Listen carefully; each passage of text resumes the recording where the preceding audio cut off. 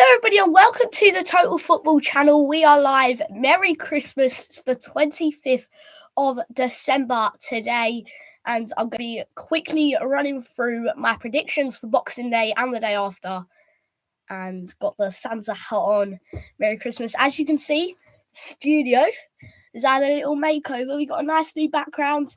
We've set up the desk, moved the TV to our left. So when watching the game, you can see that much better and more lighting as well. So I hope everyone has had a great Christmas so far. And let me know what you're doing in the comment section below. I'm going to tear into our predictions, starting off with tomorrow, so Boxing Day, and at 12:30, Manchester City take on Everton.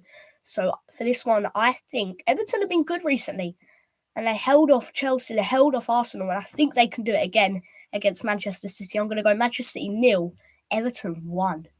Once again, this is going to continue City's dreadful run.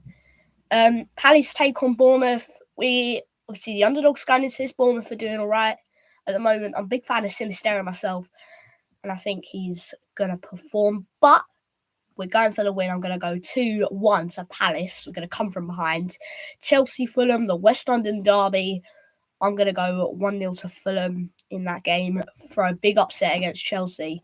Newcastle, Aston Villa. I think Newcastle, strong side, two Champions League side in the past few years. I think Aston Villa will take the win for this one, 2-0 to Villa.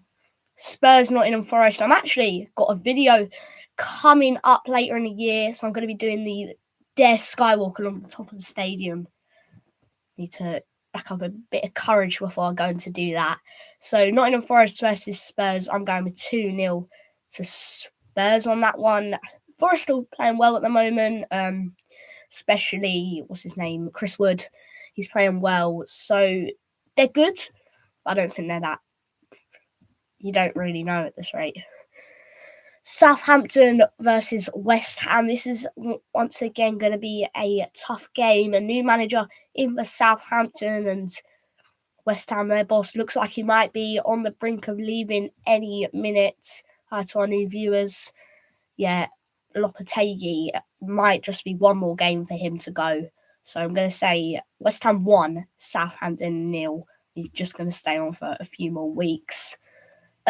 Wolves versus Manchester United, both sides struggling at the moment. A new manager in for Wolves as well, but I think United will take all 3 points in this game, so I'm going to go 3-1 to Manchester United.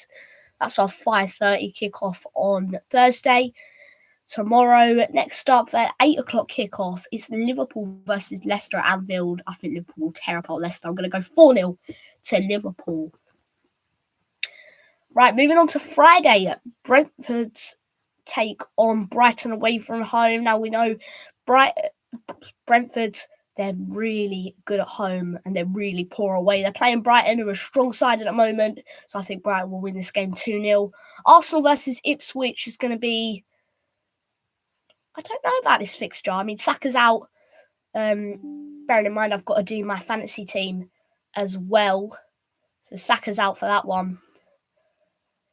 So I don't know what Arsenal could do. It's difficult to think the score for this one. I'm going to say Arsenal 3, Ipswich 1. Then Saturday, we don't have any Premier League action on, which is going to feel quite odd. It moves into Sunday. But let's move away from the Premier League predictions now. And we are going to do our fantasy team. So last week, as you can see there, I got 53 points. The highest was 151. So we're going to be doing our team live this week. And there is my team. Just say, hopefully the camera focuses. I'll read it out if you can't see it. So Henderson, Palace, Whiteman, a backup keeper for Spurs, Munoz for Palace, Virgil van Dijk of Liverpool, Salah of Liverpool, Gakpo of Liverpool, and I've got Keane of Everton, Thomas of Leicester, I've Wilderfin of Ipswich, Madueke and Palmer of Chelsea, Saka of Arsenal, Yarmolenko of Brentford, Mateta of Palace, and Wood of Nottingham Forest. So, as you can see there, Saka is injured, got a hamstring injury that was announced by Mikel Arteta the other day. Not sure when he'll be coming back into action. It's an unknown return date, but he'll be out for several weeks. I'm just going to adjust this camera. Yeah, he'll be out for several weeks. So we are going to take him out of our squad. And that leaves us with a budget of £13.3 million. That means we can get absolutely anyone. And somebody who's been playing well at the moment, Heung-min Son. He's not been doing too bad for himself. I don't know about bringing him in. Johnson had a good start to the season. But I'm going to bring in... I'm going to say... No, I don't know. Rice. He's a bargain as well. Declan Rice, 6.2 million. You can see him down the bottom there.